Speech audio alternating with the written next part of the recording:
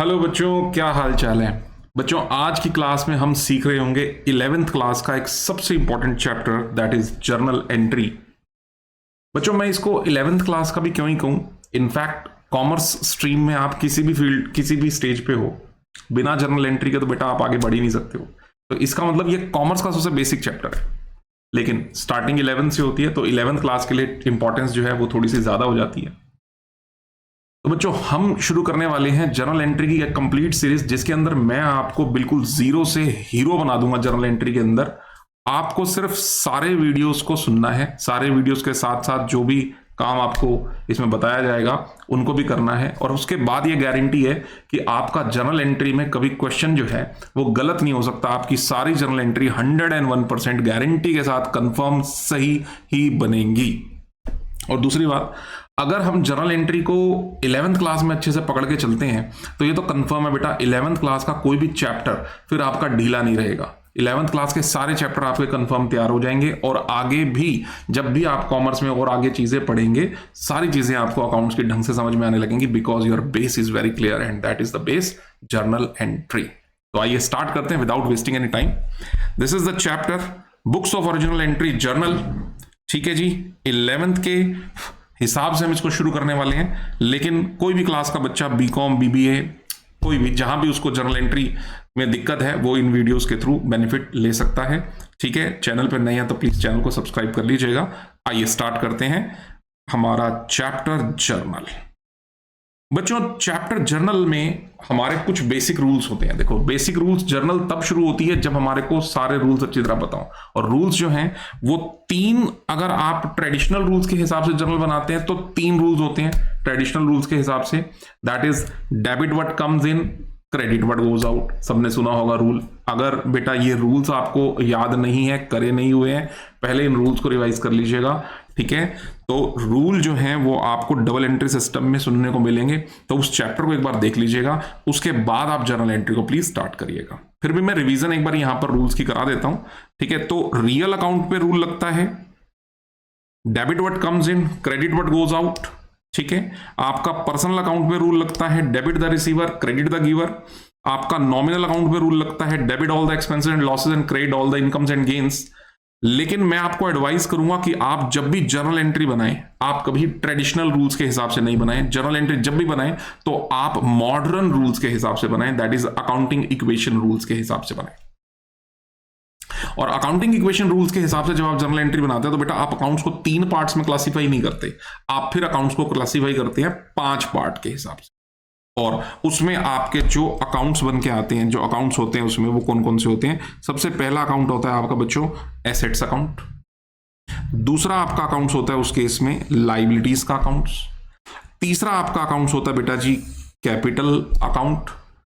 चौथा आपका अकाउंट होता है रेवेन्यू अकाउंट, और लास्ट आपका अकाउंट होता है एक्सपेंसेस अकाउंट। तो 5 तरह के अकाउंट्स आपको मॉडर्न क्लासिफिकेशन में जो है पढ़ने को होते हैं। तो इनमें एक एक करके जरा बात करते हैं। पढ़ रखा होगा आपने, एक बार रिवीजन की जरूरत है, उसके बाद जर्नल एंट्री हम लोग स्टार्ट करते हैं। जैसे कि एसेट, एसेट पे बेटा रूल लगता है, अगर एसेट इंक्रीज होती है तो एसेट जो है वो डेबिट होती है। यानी कि if in any journal asset is going to increase, asset is going to increase, asset will be debited. और अगर एसेट कम हो रही है, घट रही है, तो एसेट को क्या करना है, क्रेडिट। यानी एसेट बढ़ रही है तो एसेट डेबिट, एसेट घट रही है तो एसेट क्रेडिट। बहुत सिंपल है, वेरी सिंपल। लाइबिलिटीज पे उल्टा रूल लगेगा। लाइबिलिटीज अगर बढ़ रही हैं, लाइबिलिटीज अगर बढ़ रही हैं तो लाइबिलिटीज को आपको करना है क्रेडिट। लाइबिलिटीज अगर घट रही हैं तो लाइबिलिटीज को आपको करना है डेबिट। जो रूल लाइबिलिटी पे है सेम रूल कैपिटल पे होगा। कैपिटल अगर बढ़ रही है तो कैपिटल क्रेडिट, कैपिटल अगर घट रही है तो कैपिटल डेबिट। ठीक है, एक्सपेंस और रेवेन्यू, रेवेन्यू को मैंने बीच में लिख दिया ताकि तीनों पे सेम रूल आपको दिखे कि रेवेन्यू अगर बढ़ रहा है तो क्रेडिट, और रेवेन्यू अगर घट रहा है तो डेबिट। ठीक है, और एक्सपेंस को जान के मैंने आखिरी में लिखा है ताकि एसेट्स के साथ फर्स्ट और लास्ट पे आपको रूल सेम मिल जाए कि एक्सपेंस अगर बढ़ते हैं तो एक्सपेंस को किया जाता है डेबिट, और एक्सपेंस अगर घटते हैं, सॉरी एसेट हो गया, एक्सपेंस अगर बढ़ते हैं तो एक्सपेंस को किया जाता है डेबिट, और एक्सपेंस अगर घटते हैं तो एक्सपेंस को किया जाता है क्रेडिट। ऑन द होल अगर मैं बात करूं तो 5 पार्ट्स मैंने अकाउंट्स को क्लासिफाई कर दिए। आओ शॉर्टली एक बार लिख देता हूं, ये देखिए आप शॉर्टली एक बार लिख देते हैं। एसेट, पहले अकाउंट्स, एसेट। चलो एक बार समरी बनाता हूं मैं, छोड़ो सबको 5 को इस हिसाब से लिखते हैं। एक एसेट और एक एक्सपेंस, एक तो एसेट्स के अकाउंट्स और एक एक्सपेंस के अकाउंट्स, ठीक है जी, दो ये अलग। इन दो में तो बेटा रूल क्या बनता है हमारा कि अगर ये बढ़ते हैं तो हमें करना है इनको डेबिट। बहुत सिंपल तरीके से बढ़ रहा हूं। अगर ये बढ़ते हैं तो हमें इनको डेबिट करना है, और अगर ये घटते हैं तो हमें इनको कर देना है क्रेडिट। इन दो पे रूल तो सेम कॉमन है। चलिए सर बाकी 3 का रूल क्या है? बाकी 3 अकाउंट्स कौन से हैं पहले वो देखो। लाइबिलिटीज का अकाउंट, कैपिटल का अकाउंट और आपका रेवेन्यू का अकाउंट। अब ये तीनों अगर बढ़ते हैं तो हमें कर देना है साहब क्रेडिट, और अगर ये घटते हैं तो हमें इनको कर देना है डेबिट। ठीक है, तो एसेट्स एक्सपेंस बढ़ रहे हैं तो डेबिट, घट रहे हैं तो क्रेडिट। लायबिलिटी कैपिटल रेवेन्यू बढ़ रहे हैं तो क्रेडिट, घट रहे हैं तो डेबिट। Very simple. चलिए अब बच्चों हम बिना टाइम वेस्ट करे अपनी जर्नल को स्टार्ट करते हैं, और जर्नल में आप देखना एक एक चीज बिल्कुल क्रिस्टल क्लियर आपको करके चलनी है। ठीक है, कोई रट्टा नहीं लगाना, जो भी बात है बिल्कुल लॉजिकल हम लोगों को इसमें पढ़नी है, और एक एक करके एक एक केस को आपको क्लियर करके चलते चले जाना। जैसे कि सबसे पहली जर्नल और सबसे इंपॉर्टेंट जर्नल जो आपकी बुक्स के अंदर होती है, हमेशा ही होती है कि कोई बंदा, कोई प्रोपराइटर अपना बिजनेस शुरू कर रहा है जी। ठीक है जी, कोई बंदा अपना बिजनेस, जैसे श्री गणेश जी, ओम जय गणेश जी, ठीक है जी, स्टार्टेड हिज बिजनेस विद ₹2,50,000। चलो गणेश जी ने अपना 2.5 लाख रुपया लगाया जी, बिजनेस को शुरू किया। बेटा जब भी आप जर्नल पढ़ते हैं ना, मेरी बात सुनो, एंट्री पढ़ो, एंट्री पढ़ के ये देखो कि उसके साथ कितने अकाउंट्स कनेक्टेड हैं। सबसे इंपॉर्टेंट ये होता है उसके साथ कितने अकाउंट कनेक्टेड हैं।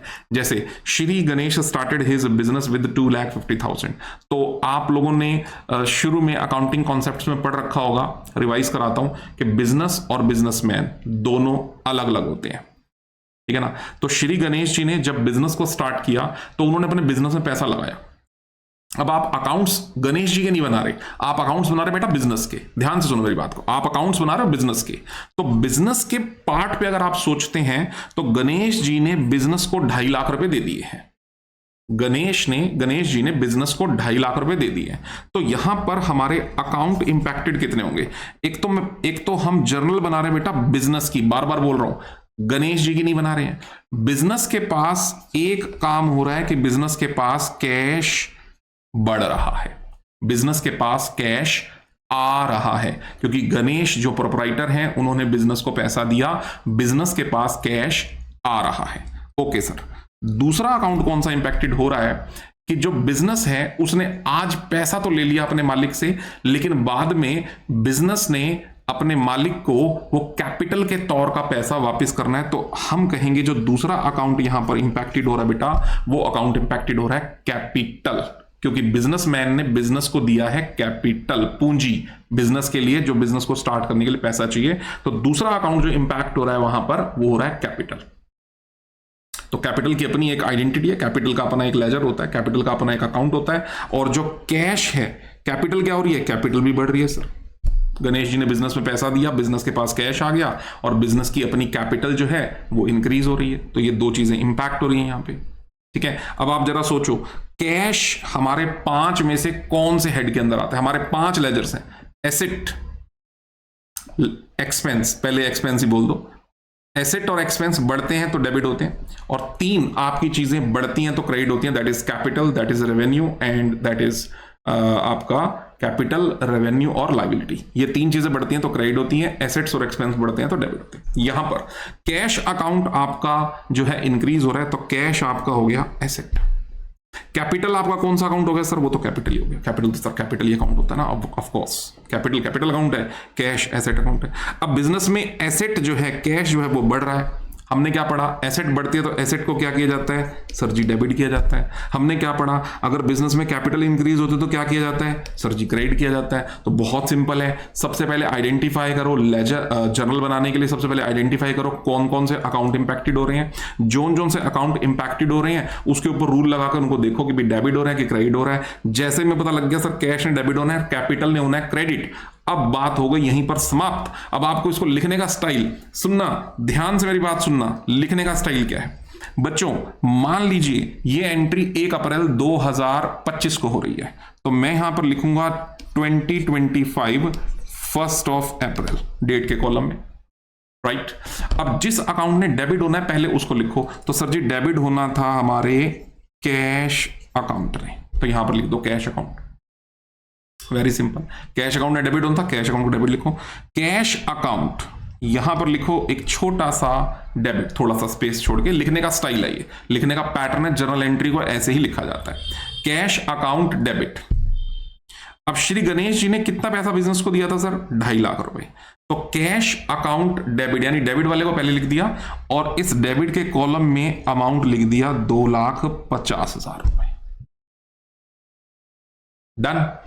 अब बात आती है क्रेडिट किसको करना है? क्रेडिट करना था कैपिटल को। लिखने का स्टाइल, जहां पर आपने कैश को शुरू किया ये बस इसके नीचे थोड़ा सा स्पेस आगे, थोड़ा सा, स्टाइल है, स्टाइल लगाना पड़ेगा, स्टाइल लगाना पड़ेगा, ठीक है। थोड़ा सा स्पेस आगे से आपको लिखना होता है यहां पर टू कैपिटल अकाउंट, बस हो गया काम। और अब ये कैपिटल अकाउंट लिख के और क्रेडिट वाले कॉलम में लिख दीजिए 2.5 लाख रुपए। सर मामला सॉल्व।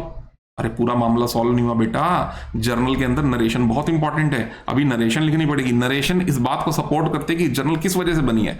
गणेश जी ने बिजनेस को कैपिटल दिया, बस छोटी सी एक बातचीत लिख दो, for business started with cash and that's it. ये बन गई बेटा जी हमारी जर्नल एंट्री, और उसके नीचे लगा देंगे हम एक छोटी सी लाइन, और ये पहली जर्नल होती है हमारी यहां पर कंप्लीट। इस तरह से बच्चों आपको बनानी होती है जर्नल। 1-2 एंट्रियां मैं लिख के दिखाता हूं, उसके बाद फिर हम फास्ट वे में आगे बढ़ते चले जाएंगे। उम्मीद कर रहा हूं सबको पहली एंट्री समझ में आ गई होगी कि जब बिजनेस को स्टार्ट किया जाता है तो कैश बढ़ता है, कैपिटल बढ़ती है। कैश एसेट है, एसेट बढ़ रही है तो डेबिट, कैपिटल बढ़ती है तो कैपिटल पे रूल लगता है क्रेडिट, तो कैश टू कैपिटल। लिखने का स्टाइल हमारे सामने है। सर एक छोटा सा क्वेश्चन है, ये स्टाइल क्यों मारे जा रहे हैं इतने? ये स्टाइल किस लिए? बेटा कोई कुछ भी दिक्कत नहीं है यहां पर बस इतनी सी बात है कि हम लोग क्या करते हैं यहां पर, ताकि डेबिट और क्रेडिट दोनों मेसी ना हो जाएं, डेबिट थोड़ा सा अलग दिखे, कैपिटल थोड़ा सा अलग दिखे, आई मीन क्रेडिट वाला जो भी अकाउंट है वो थोड़ा सा अलग दिखे, तो इसलिए 2 को थोड़ा सा आगे से लिख दिया जाता है। अगर हम 2 को यहीं से स्टार्ट कर देंगे it will be something messy, और बस उस चीज को थोड़ा सा सिंप्लीफाई करने के लिए हम इस प्रेजेंटेशन को ऐसे कर देते हैं, एंड दैट्स इट। ये होती है जर्नल, ठीक है। आइए दूसरे स्टाइल पे चलते हैं और कैसी कैसी तरह की जर्नल आती हैं। अब जैसे आ गई second journal, purchase goods for cash 40,000 रुपए। 40,000 की गुड्स खरीदी है जी, नगद में खरीदी है बिजनेस ने बताया मैंने, बिजनेस ने 40,000 रुपए की गुड्स नगद में खरीदी हैं। तो बेटा एक तो बिजनेस के बिहाफ पे कैश जा रहा है फर्स्ट ऑफ ऑल, और बिजनेस के बिहाफ पर गुड्स आ रही हैं। लेकिन जहां अकाउंटिंग इक्वेशन में आप गुड्स आती थी तो आप वर्ड यूज कर लेते थे स्टॉक और काम चला देते थे, लेकिन बेटा जर्नल एंट्री के अंदर आप स्टॉक वर्ड यूज नहीं करेंगे। If you are buying the goods you have to use the name purchase. अगर आप गुड्स खरीद रहे हैं आप परचेज वर्ड यूज करेंगे, अगर आप गुड्स बेच रहे हैं आप सेल वर्ड यूज करेंगे। आप खरीदी हुई गुड्स को, चलो पहले 2 ही करते हैं जी। तो purchase goods for cash 40,000 goods खरीद रहे हैं नगद में, तो पहला अकाउंट हमारा यहां पर इंपैक्टेड होगा, मैंने बताया परचेज अकाउंट। दूसरा अकाउंट यहां पर इंपैक्टेड होगा कैश अकाउंट। परचेज, जब आप परचेज करो सर खर्चा तो बढ़ रहा है देखो बिजनेस का, तो एक्सपेंस आपके क्या हो रहे हैं? बढ़ रहे हैं सर। एक्सपेंस बढ़ रहे हैं तो क्या करेंगे? डेबिट। रूल हमारे को क्लियर है, अब ज्यादा टाइम नहीं लगाऊं, थोड़ा फास्ट ट्रैक पे चलेंगे। अब एक्सपेंस बढ़ते हैं डेबिट होता है। कैश क्या है सर? एसेट है सर। कैश एसेट है सर, क्या दिक्कत है? कैश एसेट है। एसेट क्या हो रही है? जब आप माल खरीद रहे हो तो कैश तो जा रहा है ना यार, तो कैश जा रहा है तो कैश नाम की एसेट आपकी जा रही है, तो इसको क्या कर दूंगा मैं? क्रेडिट। एसेट पर रूल क्या लगता है? Debit what comes in, debit asset increase and credit assets decrease, ठीक है। वो इन और आउट पे भी रूल आप लगा सकते हैं। इनफैक्ट अगर आप ट्रेडिशनल रूल लगाओगे तब भी यहीं पहुंचोगे यार, तब भी यहीं पूछोगे, और अगर आप मॉडर्न रूल लगाओगे तब भी यहीं पहुंचोगे। मॉडर्न रूल लगाओ, बहुत बढ़िया रहता है, इजी हो जाता है अंडरस्टैंड करना। तो परचेज एक्सपेंस है, एक्सपेंस बढ़ रहा है तो डेबिट, और कैश एसेट है और एसेट घट रही है तो क्रेडिट। लिखने का स्टाइल सर जैसे ही हमारे को आइडेंटिफाई हो जाए, बस लिखने के स्टाइल में तो कोई प्रॉब्लम नहीं है। मान लीजिए ये माल हमने इसी तारीख को खरीदा था, यहां पे डेट का कॉलम हो जाएगा और हम यहां पर लिखेंगे purchase account debit to cash account. Sir कितने का माल खरीदा था भैया ने? 48,000 रुपए का। 48 48 ही है ना, 40 सॉरी, सेल की एंट्री 40,000, तो हम यहां लिख देंगे 40,000 40,000। नरेशन लिख देंगे, क्या नरेशन बनेगी? For goods purchased for cash. बस वो तो सपोर्ट करने के लिए बना देते हैं हम कि भाई इस एंट्री का मतलब क्या है, ये एंट्री किस वजह से बनी है, उसकी जनरेशन जो है वो इस वजह से बनाई जाती है। बहुत सिंपल है जी, बहुत सिंपल है। चलिए आ जाओ तीसरी एंट्री पे आ जाओ फटाफट। अब मैं लिख के नहीं दिखाऊंगा बेटा, अब मैं सिर्फ लॉजिक बताऊंगा, क्योंकि लिख के दिखाऊंगा तो वीडियो लेंथी हो जाएगा। मेरे को सिर्फ अब लॉजिक बताना है आपको। सोल्ड गुड्स फॉर कैश, अब आपने नगद बेचा, माल नगद बेचा, बिजनेस ने माल बेचा, बिजनेस ने, ध्यान रखना बिजनेस ने माल बेचा, बिजनेस ने माल बेचा, तो पहली एंट्री क्या बनेगी? और पहला जो अकाउंटिंग हेड है वो क्या होगा? Sold goods for cash. तो एक अकाउंट इफेक्टेड होगा आपका कैश अकाउंट, क्योंकि यार नगद माल बेचो तो पैसा तो आएगा ना यार, तो एक अकाउंट इफेक्टेड होगा कैश। और दूसरा अकाउंट कौन सा इफेक्टेड होगा जब आप माल बेच रहे हो? तो सर जी सेल, बहुत सिंपल है, सेल। अब एक सेल अकाउंट हो गया, एक कैश अकाउंट होगा। कैश क्या है सर? कैश एसेट है सर। सेल क्या है सर? सेल रेवेन्यू है सर। एसेट, जब आप माल नगद बेच रहे हो तो एसेट आपकी बढ़ रही है, कैश आपका बढ़ रहा है, तो कैश बढ़ रहा है तो क्या करेंगे? डेबिट। रेवेन्यू बढ़ रही है सर, रेवेन्यू, सेल नाम की रेवेन्यू बढ़े तो क्या करो? क्रेडिट।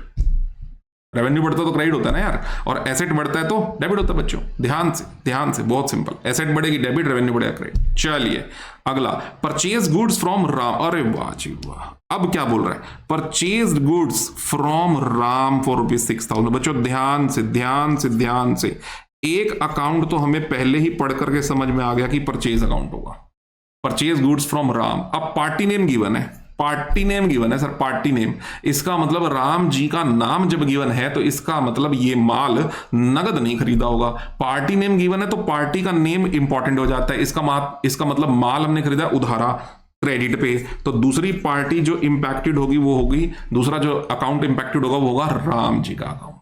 ठीक है जी, तो एक तो बिजनेस ने परचेज खरीदा करा और दूसरा किससे करा? पार्टी नेम कौन है? राम। तो परचेज हमारा क्या है sir? Purchase sir, purchase expense है ना, अभी बताया आपने, तो बढ़ता है, एक्सपेंस बढ़ रहे हैं तो डेबिट होगा।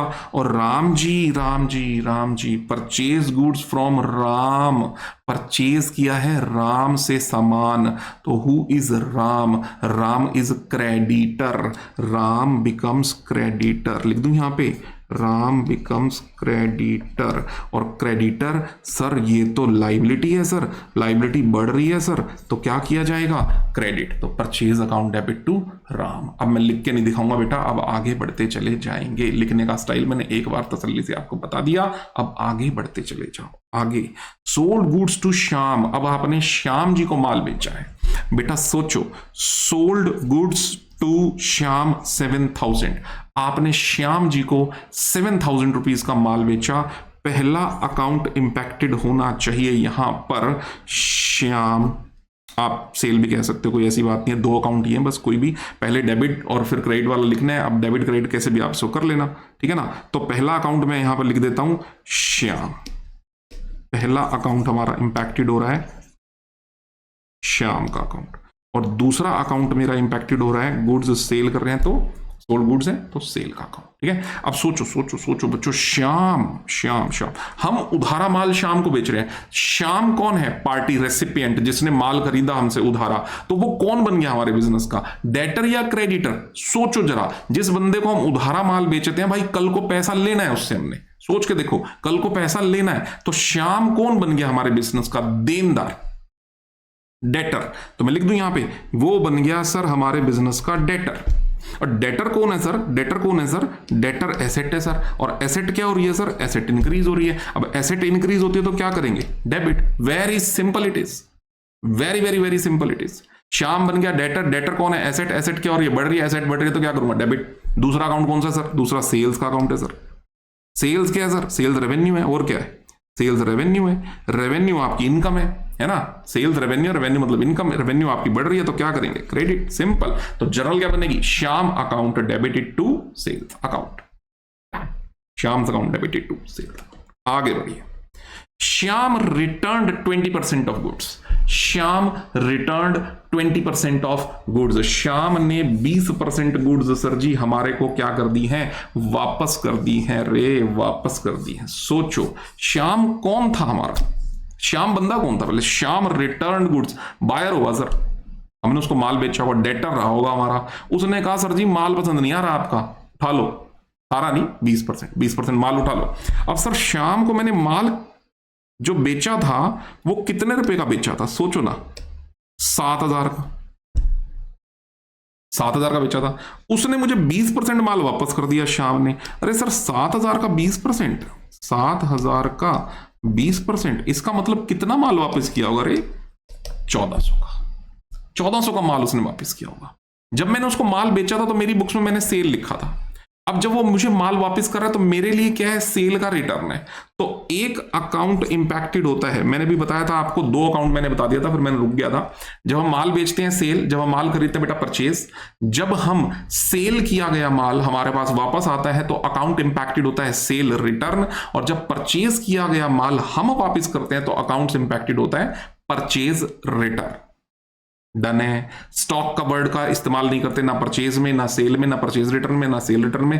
पहले अकाउंटिंग इक्वेशन में आप क्या करते थे? माल खरीदा, स्टॉक बढ़ा दो, माल बेचा, स्टॉक घटा दो। ठीक है, माल बेचा हुआ वापस उठा लो, स्टॉक बढ़ा लो, माल खरीदा हुआ वापस कर दो, स्टॉक घटा लो। पहले हम सारा काम स्टॉक में करते थे, अकाउंटिंग इक्वेशन में ऐसा होता था। अब चारों चीजों के लिए अपने अलग अलग नाम हो गए।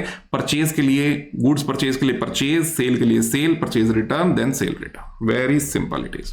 ठीक है, तो श्याम ने हमें माल वापस किया तो हमारी तो सेल रिटर्न होगी ना। तो सर एक अकाउंट इंपैक्टेड करो सेल का रिटर्न, और दूसरा अकाउंट जो इंपैक्टेड होगा वो होगा बट नेचुरल है party name, that is Shyam. अब ऐसा है, श्याम भी इंपैक्टेड होगा, सेल रिटर्न भी इंपैक्टेड होगा। अब सेल रिटर्न, जब हमने सेल किया था तो हमारी रेवेन्यू बढ़ रही थी, तो मैंने उसको रेवेन्यू का हेड लिखा था।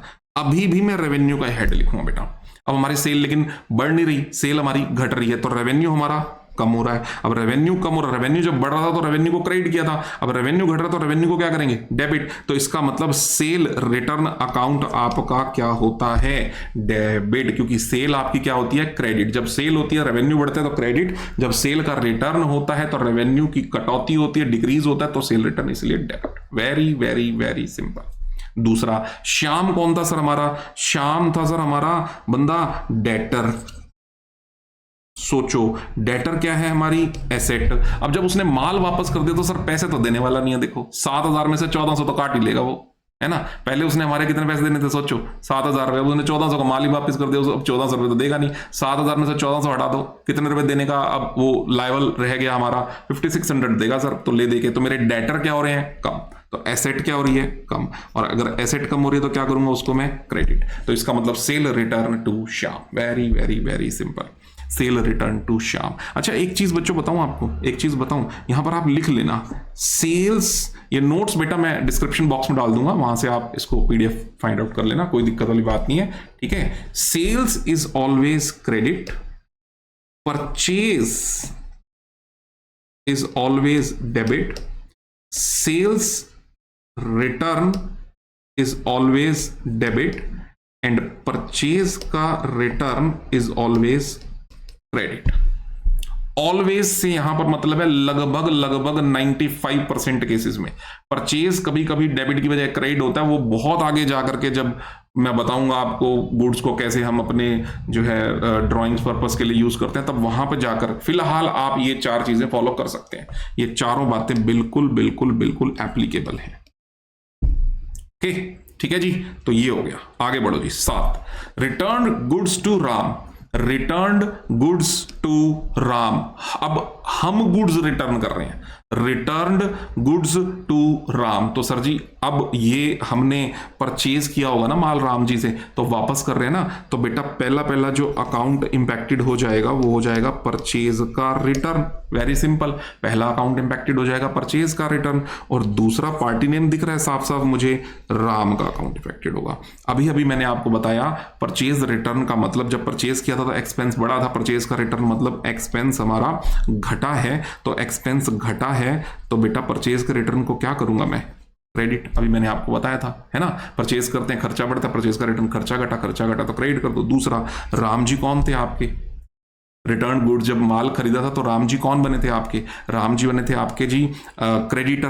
तो आपने राम को क्या किया था, क्रेडिट किया था कि लाइबिलिटी बढ़ रही है, लेकिन अब आपने राम जी को कितने पैसे कम देने बेटा, 1000 रुपए कम देने हैं। तो राम आपके, एक सेकेंड यहां लिख दो, राम जी आपके क्रेडिटर्स हैं, यहाँ पे क्रेडिटर हैं। क्रेडिटर कौन होता है जी, लाइबिलिटी। और जब अब आपने पैसे कम देने हैं तो लाइबिलिटी कम हो रही है, लाइबिलिटी कम हो रही है तो क्या होता है, डेबिट। अब आपने राम जी को पैसे कम देने हैं, राम जी को पैसे कम देने तो आपकी लाइबिलिटी थोड़ी सी घट गई, क्रेडिटर आपके कम हो गए, क्रेडिटर कम हो जाएंगे तो डेबिट करेंगे। चलो, purchase furniture for cash ₹40,000 from Harish. अरे वाह, मुझे से सामान खरीदा है, very good. Purchased furniture for cash. अब देखो बेटा यहां पे कैश भी आ गया, यहां पार्टी नेम भी आ गया। Whenever you are given in the question cash, party name is not so much important.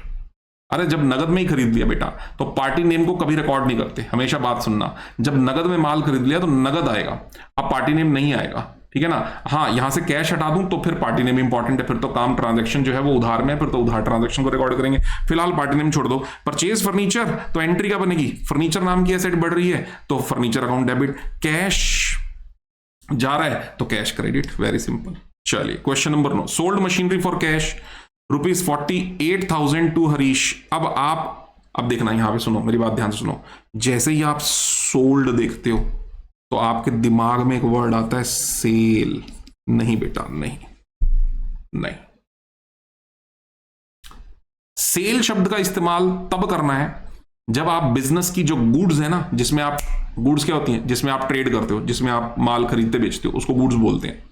जैसे एक फर्नीचर के व्यापारी के लिए फर्नीचर वो गुड्स है ना, वो गुड्स जिसमें वो ट्रेड करता है, कुर्सी, मेज, अलमीरा, है ना, ये उसकी गुड्स हैं। वो अगर वो बेचेगा तो सेल वर्ड यूज करेगा, लेकिन यहां पर कहीं नहीं लिखा कि मशीनरी में ट्रेड करना हमारा जो बिजनेस प्रोफाइल है, ऐसा कहीं नहीं लिखा। तो मशीनरी हमारी बिजनेस की जो है वो क्या कहते हैं, गुड्स नहीं है। मशीनरी क्या है हमारे बिजनेस की, एसेट है। मशीनरी हमारे बिजनेस की यहां पर एसेट है, और जब हम एसेट बेच रहे हैं ना बेटे तो सेल शब्द का इस्तेमाल नहीं करेंगे, अब हम एसेट शब्द का इस्तेमाल करेंगे, यानी कि मशीनरी शब्द का इस्तेमाल करेंगे। और मशीनरी, पहला अकाउंट कौन सा इफेक्टेड होगा, मशीनरी, समझ लेना। और दूसरा अकाउंट कौन सा इफेक्टेड हुआ, अरे सर कैश। सर का हरीश का कुछ नहीं करना, अरे हरीश का क्या करोगे यार, जब कैश हो गया तो सोल्ड मशीनरी फॉर कैश। तो कैश क्या हो रहा है, कैश सर बढ़ रहा है, कैश क्या है, एसेट है सर, एसेट बढ़ रही है तो क्या करेंगे, डेबिट। मशीन कौन है, अरे सर मशीन कौन है, मशीन हमारी कम हो रही है, मशीन लेकिन है कौन, मशीन सर, एसेट है, एसेट कम हो रही है, क्या करेंगे, एसेट को credit. Cash account debit to machine, very simple it is, cash account debit to machine, done. चलिए आगे बढ़े। Purchase furniture from Ram ₹6,000। Purchased furniture from Ram ₹6,000। अब ये परचेज शब्द फिर दोबारा से रिपीट कर दूं बेटा, परचेज को देख के मोहित मत हो जाना कि परचेज शब्द को यूज करना है। अरे यार परचेज को यूज नहीं करना, हमारा फर्नीचर का काम धंधा नहीं है, फर्नीचर हमारे बिजनेस के लिए यहां पर एसेट है, गुड्स नहीं है। तो एक अकाउंट हमारा यहां पर इंपैक्टेड होगा फर्नीचर, ठीक है जी, और दूसरा अकाउंट हमारा यहां पर इंपैक्टेड होगा राम जी का। फर्नीचर हमारे बिजनेस की एसेट है, एसेट बढ़ रही है तो डेबिट करो। राम जी कौन है, जब आप गुड्स खरीद रहे हो राम जी बन गए आपके creditor. Purchase furniture, sorry goods क्या गया मैं, जब आप एसेट खरीद रहे हो राम जी से तो राम जी बन गए आपके बिजनेस के क्रेडिटर, लेनदार, है ना जी। तो लाइबिलिटी आपकी बढ़ रही है तो क्या होगा, credit. Furniture to Ram, journal, furniture account debited to Ram. चलिए next, sold machinery to Shyam ₹7,000। Sold देख के फिर से बहक मत जाना यार, सेल नहीं है, मशीनरी एसेट है।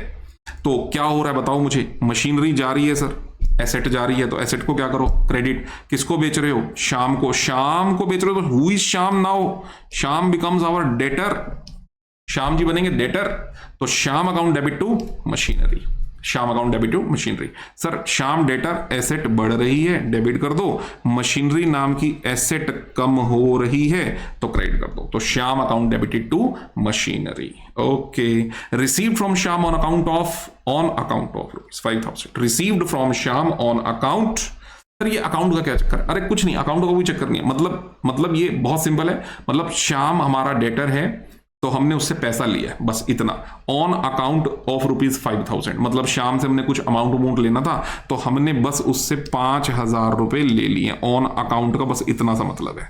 Received from Shyam on account ₹5,000, हमने श्याम से जो भी पैसे लेने थे, ये देखो ना, ये देखो 7,000, पीछे भी कोई श्याम का नाम आया था शायद, चलो छोड़ो, हम ये मानते हैं यही 7,000 रुपए थे जी, 7,000 में से उन्होंने ऑन अकाउंट हमें 5,000 रुपए उसमें से दे दिए, इसका मतलब श्याम जी अभी भी हमारे डेटर हैं 2,000 रुपए के लिए, बहुत सिंपल है।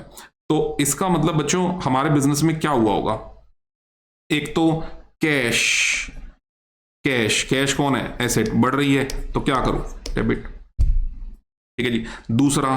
दूसरा सर जी, श्याम नाम के जो हमारे डेटर थे, डेटर मतलब हमारी एसेट, वो घट रही है तो क्या करेंगे, क्रेडिट, तो एंट्री बन जाएगी cash account debited to Shyam, simple, ठीक है ना। श्याम हमारे डेटर थे ना, ये देखो श्याम टू मशीन, तो अब उन्होंने पैसे दे दिए हमारे, तो पैसे दे दिए तो cash account debit to Shyam, ठीक है। Next, received from Shyam on behalf of Ram, बहुत इंटरेस्टिंग एंट्री है भाई, received from Shyam on behalf of Ram, क्या पैसे है ना, पैसे, तो पहला अकाउंट में तो कोई दिक्कत है नहीं, देखो पहला अकाउंट तो है कैश मतलब एसेट बढ़ रही है, ये तो डेबिट होगा, इसमें तो आपको कोई कंफ्यूजन होनी नहीं चाहिए, पैसे तो आ रहे हैं। लेकिन सोचो, received from Shyam on behalf of Ram, मतलब आपके दिमाग में ये आएगा, सर इसको कंसीडर करूं कि इसको कंसीडर करूं, तो जरा सोचो, आपको सिर्फ पैसे पकड़ाने कौन आया है, श्याम, जबकि बिहाफ मतलब किसकी ओर से, मतलब किसकी ओर से पैसे देने आया भाई, राम की ओर से पैसे देने आया। तो एक्चुअली में आपका जो डेटर था जिसने आपके पैसे देने थे, वो बंदा कौन था भाई, वो तो राम था ना, तो आपका जो मेन एसेट है, सेकंड अकाउंट जो इंपैक्टेड होगा, वो श्याम का नहीं होगा भाई, वो राम का होगा, ठीक है ना। तो पैसा जरूर श्याम देखो, राम एक बंदा था, उसने हमारे पैसे देने थे, उसने बोला जी मेरे पास आने का टाइम नहीं है, ये श्याम को पकड़ा दिए, इनसे आप ले लो, तो श्याम तो बस एक मतलब चलता फिरता बंदा, एक देने आया ना पैसे हमारे को, एक्चुअली में पैसे हमने किससे लेने थे, सोचो, राम हमारे बिजनेस का डेटर है, तो राम हमारे बिजनेस का डेटर है, और डेटर जो है वो कम हो रहा है, एसेट कम हो रही है, तो क्या करूंगा, क्रेडिट, तो राम के नाम से एंट्री बना देना भाई, श्याम के नाम से मत बनाना। चलो next, paid salary to mister Sevak Ram ₹5,000, बहुत ही अच्छी एंट्री है, बहुत ही बढ़िया, paid salary to mister Sevak Ram ₹5,000। अब यहां पर देखो, एक अकाउंट में तो किसी को कोई भी दिक्कत नहीं होनी चाहिए, वो है कैश, पैसे तो दे रहे हैं ना यार, पैसे दे रहे हैं तो एसेट कम हो रही है तो क्रेडिट, इसमें तो कहीं से कहीं तक किसी को कोई प्रॉब्लम होनी नहीं चाहिए कि सर जी कैश क्रेडिट होगा। मुद्दा यहां पे आकर रुकेगा, सर सेवक राम लिखने का मन कर रहा है, आपने तो बार बार बोला था पार्टी नेम होता था, पार्टी नेम लिख देते हैं, सर सेवक राम लिखूंगा, अरे नहीं यार, अगर तुमने सोचो बच्चों, सेवक राम जी को लिख दिया यहां पर, सेवक राम को कर दिया मैंने क्या सोच के, इस सेवक राम को मैं पैसे दे रहा हूं तो मेरे बिजनेस की जो एसेट है वो बढ़ रही है, ऐसा कुछ करके मैं सेवक राम को डेबिट कर दूं, बेटा गलत हो जाएगा ये। पता है क्यों? क्योंकि अगर आपने सेवक राम को डेबिट कर दिया ना, तो इसका मतलब क्या होगा, सेवक राम को आपने पैसा दिया और सेवक राम से इन फ्यूचर आपने पैसा वापस लेना है, सेवक राम आपका डेटर बन गया है। क्या ऐसा है? नहीं है ऐसा। आपने उसको सैलरी देनी है भाई, सैलरी उसका हक है, आप जिम्मेदार हो, आपने काम लिया है सेवक राम से, अब सैलरी आप दे रहे हो, तो सैलरी दे रहे हो तो भाई उसका राइट है। इन फ्यूचर आपको क्या वो पैसे वापस करने वाला है? सर बिल्कुल भी वापस नहीं करने वाला। तो बेटा अगर आपने यहां पर उठा करके सेवक राम को डेबिट कर दिया तो फिर तो आपने सेवक राम को डेटर बना लिया, और सेवक राम कहीं से कहीं तक आपका डेटर नहीं है। तो इसका मतलब दूसरा अकाउंट जो इफेक्टेड होगा बेटा, वो अकाउंट कौन सा इफेक्टेड होगा? सैलरी। और सैलरी आपका एक्सपेंस है, और एक्सपेंस बढ़ रहा है, एक्सपेंस बढ़ रहा है तो क्या करूंगा? डेबिट। तो ध्यान रखें, जिसको सैलरी पे कर रहे हैं तो पार्टी नेम चाहे गिवन भी हो, पार्टी नेम का इस्तेमाल नहीं करना। किसका इस्तेमाल करना है? जो आप एक्सपेंस कर रहे हो, एक्सपेंस का इस्तेमाल करना, because your expense is going to be increase. So salary account debited to cash. Okay. In a similar sense received rent from mister Bhagwan ₹5,000। भगवान जी को आपने कुछ किराए पे दे रखा था जी। सोचो, देखो कितना बढ़िया है ना जी। भगवान जी को ही कुछ किराए पे दे रखा था आपने, और भगवान जी से आपने किराया वसूल लिया। अब एक बात तो पक्की है सर जी, कैश आ रहा होगा, कैश नाम से एसेट बढ़ रही होगी और वो डेबिट होगा कैश, ये तो पक्का है। अब दूसरा हमारे दिमाग में क्वेश्चन आता है, सर जी अब रेंट क्रेडिट करना है कि भगवान जी को क्रेडिट करना है? बेटा अगर आपने भगवान जी को क्रेडिट कर दिया तो पता क्या होगा? आपने उनको क्रेडिटर बना लिया। क्रेडिटर बना लिया तो इसका मतलब आपने उनको पैसे बाद में वापस करने हैं। क्या करने हैं? अरे नहीं सर, क्या बात कर रहे हो, किराया वसूलना था सर, हमारी ड्यूटी थी, हमारा हक था कि किराया मांगे। हमने कोई प्रॉपर्टी किराए पे दे रखी थी उनको, रेंट तो हमने लेना था। अब कल को वो पैसे वापस थोड़ी ना करने भगवान जी को, हमने बात समझने की कोशिश करना। लेकिन अगर आपने भगवान जी को क्रेडिट कर लिया, इसका मतलब आने वाले समय में पैसे आपने वापस करने हैं, जो कि नहीं करने हैं। इसीलिए भगवान क्रेडिट करने की बजाय आपको क्रेडिट किस लेजर को करना है? रेंट के लेजर को करना है। और रेंट आपका रेवेन्यू है, आपका हक है, आपकी लाइबिलिटी नहीं है कि आप भगवान क्रेडिट कर दो। अगर आपने भगवान जी को क्रेडिट कर दिया तो लाइबिलिटी बढ़ेगी, लाइबिलिटी बढ़ेगी तो इन फ्यूचर पैसा वापस करना पड़ेगा। नहीं करना आपने रेंट को वापस। Rent is your revenue, revenue is going to increase, तो इसलिए क्या करो इसको? क्रेडिट। तो एंट्री क्या बनेगी? Cash account debited to rent. बहुत ही बढ़िया। उसके बाद चलिए 3 एंट्रियां और बताऊंगा बस। Withdrew for personal use, withdrew for personal use 1000 by Ram. अभी सुनो यार, राम जी ने अपने घरेलू खर्चे के लिए पैसा बिजनेस में से निकाला, विड्रॉ किया ना, विड्रॉ किया। जब भी आप घरेलू खर्चे के लिए पैसा निकालते हैं, आपने शुरुआत में पढ़ा होगा, उसको ड्राइंग बोलते हैं। तो पहला अकाउंट आपका इंपैक्टेड होगा ड्राइंग्स अकाउंट। अब सर ड्राइंग्स कौन से हेड में आएगा? Asset, liability, revenue, capital, expense, किस में आएगा? बेटा ड्राइंग्स आएगा आपके कैपिटल के अंदर। वर्ड ड्राइंग ही लिखा जाएगा, सोचा कैपिटल की तरह जाएगा, क्योंकि जब आप बिजनेस में पैसा लगाते हैं तो कैपिटल बढ़ती है तो क्रेडिट होता है, और जब आप घरेलू यूज के लिए पैसा निकालते हैं तो कैपिटल क्या हो रही है? बिजनेस में से कम हो रही है, और कैपिटल अगर कम होगी तो कैपिटल को क्या किया जाएगा? डेबिट। यहां पर कैपिटल को डेबिट ना करके किसको डेबिट किया जाएगा? ड्राइंग को, बस। लेकिन थॉट प्रोसेस किसके हिसाब से चलानी है? कैपिटल के हिसाब से थॉट प्रोसेस चलानी है, लेकिन डेबिट किसको करना है? ड्राइंग को, because capital is your drawing account, drawing is your capital account. Okay. दूसरा, विड्रॉ फॉर पर्सनल यूज, दूसरा अकाउंट क्या होगा? दूसरा अकाउंट सर जी कैश होगा, बस, और क्या? कैश होगा, दूसरा अकाउंट कैश होगा। अब कैश बिजनेस में क्या है? कैश सर एसेट है। एसेट क्या हो रही है बिजनेस के अंदर? एसेट हो रही है बिजनेस में कम, तो क्या करूं? क्रेडिट। तो drawings account debited to cash. Withdrew goods for personal use, जी, पर्सनल यूज के लिए गुड्स निकालिए, गुड्स। अब सोचो, मैंने बताया था एक स्पेशल एंट्री के अंदर परचेज क्रेडिट हो जाएगा। अब ये वही वाली एंट्री आपके सामने है। मैंने वैसे बताया था आपको, purchase is always debited, sales always credited.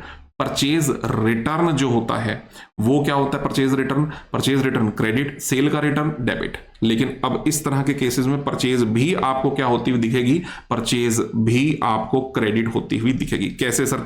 कैसे? हम अपने घर में सामान ले गए तो सर जी एक अकाउंट इंपैक्टेड होगा आपका ड्राइंग। सर पैसे तो नहीं ले गए, हम तो स्टॉक ले गए। बेटा कुछ भी ले गए हो, पढ़ा होगा आपने कहां पर? ये जो बेसिक अकाउंटिंग टर्म्स में ड्राइंग का मतलब सिर्फ नगद घर लेके जाना नहीं होता। अगर आप बिजनेस में से कुछ स्टॉक, कुछ परचेजेस का सामान जो आप बिजनेस में आपने खरीदी थी, उसको भी अगर आप घर पे लेके जा रहे हो तो भी आप बिजनेस से में से क्या कर रहे हो? विड्रॉल कर रहे हो। तो ड्राइंग्स अकाउंट। अब ड्राइंग क्या हो रही है? बढ़ रही है, ड्राइंग बढ़ रही है सर। ड्राइंग कौन सा अकाउंट है? कैपिटल। अब ड्राइंग का बढ़ना मतलब कैपिटल का घटना, और कैपिटल का घटना मतलब कि डेबिट। तो ड्राइंग्स आपका डेबिट इसी वजह से होता है, क्योंकि ड्राइंग बढ़ती है तो कैपिटल घटती है। सोचना कैपिटल की तरह, लिखना ड्राइंग ही है। डन है? तो ड्राइंग बढ़ी, डेबिट। दूसरा, पर्सनल यूज के लिए माल निकाल के लेके जा रहे हैं सर, तो परचेज बढ़ नहीं रही है, बल्कि बढ़ी हुई परचेज जो आपने बिजनेस में कभी बेचने के लिए खरीदी होगी उसको आपने बेचने की बजाय अपने घर में इस्तेमाल कर लिया, परचेज को आपने घर में इस्तेमाल कर लिया, तो यहां पर आपका अकाउंट तो आएगा परचेज का, ठीक है जी, लेकिन सोचा कैसे जाएगा, सोचा ऐसे जाएगा, या तो आप परचेज को ये समझ लो कि आपकी बिजनेस की एसेट कम हो रही है सर, या तो ऐसे समझ लो कि आपने इसको खरीदा था बेचने के लिए, एसेट थी, और अब आप अपने घर में लेके जा रहे हो तो एसेट कम हो रही है। नहीं तो आप ऐसे समझ लो कि जब आपने परचेज करी थी तो आपने अपने एक्सपेंस को बढ़ाया था, और अब आपके बिजनेस के क्या हो रहे हैं, एक्सपेंस कम हो रहे हैं, बिकॉज ये गुड्स आप बिजनेस में तो बेच नहीं रहे हो, इसको तो घर लेके जा रहे हो, तो जो एक्सपेंस थे बिजनेस के पॉइंट ऑफ व्यू से, जिनको हमने पहले एक्सपेंस बोला था, वो एक्सपेंस क्या हो रहे हैं, कम हो रहे हैं। जैसे मर्जी समझ लो, अब एसेट कम होगी या एक्सपेंस कम होगी, तो दोनों ही सूरतों में हमने उनको क्या करना है, क्रेडिट। तो इसलिए परचेज इस लॉजिक से क्रेडिट हो रहा है कि आपका एसेट या एक्सपेंस जो भी कह लो वो कम हो रहा है, तो परचेज को क्रेडिट कर लो, और ड्राइंग डेबिट इसलिए हो रहा है क्योंकि आपकी कैपिटल कम हो रही है, इसलिए ड्राइंग बढ़ रही है, तो ड्राइंग बढ़ती है, कैपिटल कम होती है तो वो डेबिट की जाती है। Last entry for the day, paid rent 5000, wages 1000, salary 2500 on 1 जनवरी 2013। सुनना बच्चों, सुनना, बहुत इंटरेस्टिंग सी बात है, एक बहुत इंटरेस्टिंग और सिंपल सी बात है। जब आप रेंट पे करते हो तो एंट्री क्या बनती है सर, रेंट टू कैश। जब आप वेजेस पे करते हो नगद में, एंट्री क्या बनती है सर, वेजेस टू कैश। जब आप सैलरी पे करते हो सर, एंट्री क्या बनती है, सैलरी टू कैश। अरे बेटा जी, rent to cash, wages to cash, salary to cash, तीनों में एक चीज कॉमन है, to cash to cash to cash, बोलो है कि नहीं, तीनों में एक चीज कॉमन है, to cash to cash to cash. तो ऐसे में क्या कर सकते हैं हम, तीनों के टू कैश को इकट्ठा कर सकते हैं, लेकिन एक शर्त है, शर्त इनफैक्ट दो है। एक तो डेट सेम होनी चाहिए, जो कि शर्त पूरी हो रही है, 1 जनवरी को ही तीनों चीजें आपकी पे होनी चाहिए, ये शर्त है।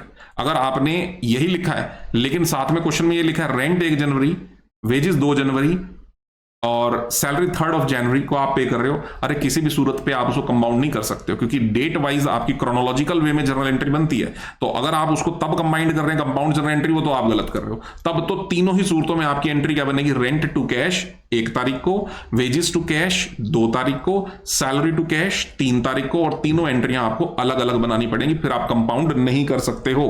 लेकिन अगर डेट सेम है, जैसा कि सेम है, जैसा कि सेम है, अगर डेट सेम है फिर कोई प्रॉब्लम नहीं है। फिर तो सर ऐसा है, इसकी एंट्री बननी थी आपकी क्या, रेंट की एंट्री क्या बननी थी, बोलो sir, rent account debit to cash. दूसरी, वेजेस की एंट्री क्या बननी थी sir, wages account debit to cash. तीसरी, सैलरी की एंट्री क्या बननी थी sir, salary account debit to cash. और तीनों एंट्रियां हमारी कौन सी तारीख की हैं सर, 1 तारीख की है। तो आप इन तीनों में कैश को कॉमन कर सकते हो, तीनों का कैश इकट्ठा कर लो, 5 इसका, 1 इसका, 2500 इसका, तीनों का कैश इकट्ठा करके कितना हो गया 8500। तो हमारी जनरल एंट्री बनेगी rent account debit, wages account debit, salary account debit to cash. और इस तरह से हम इसको जर्नल एंट्री की शक्ल दे सकते हैं, और ये हो गई कंपाउंड जर्नल एंट्री। तो बच्चों, आज की क्लास में मैंने आपको बेसिक जर्नल सारी करा दी, ठीक है जी, सारा बेस बन गया आपका जर्नल एंट्री का, बहुत ही बढ़िया, बहुत ही इंटरेस्टिंग। ये आपका एक होमवर्क क्वेश्चन है, जिसकी आप भी स्क्रीनशॉट लेना चाहते हो स्क्रीनशॉट ले लो, अदरवाइज नोट्स जो है मैं वो डिस्क्रिप्शन बॉक्स में डाल दूंगा, तो वहां से भी आप कर सकते हो, ठीक है। तो आपको करना सिर्फ इतना है, अगर चैनल पे आप नए हो तो एक बार सब्सक्राइब कर लेना, क्योंकि इसके बाद जो जर्नल के सारे वीडियोज आने वाले हैं वो उनका फायदा आपको तभी मिल पाएगा जब आप चैनल पे बने रहेंगे, और मैं बिल्कुल एंड तक सारी जर्नल कंप्लीट कराऊंगा आपको, बिल्कुल आपको सिर्फ और सिर्फ बने रहना है मेरे साथ, ठीक है जी। तो ये क्वेश्चन आपका होमवर्क के तौर पे है, इसको कर लीजिएगा। मिलते हैं अगली वीडियो में, और अगली वीडियो में मैं आपको कराऊंगा सबसे इंपॉर्टेंट कॉन्सेप्ट, डिस्काउंट, जिसमें बच्चे बड़े परेशान होते हैं, trade discount, cash discount, sir debit credit क्या करना, क्या है समझ नहीं आ रहा। बेटा अगली वीडियो में हम डिस्काउंट के कॉन्सेप्ट को करने वाले हैं स्टार्ट। तो stay connected. Thank you so much for watching.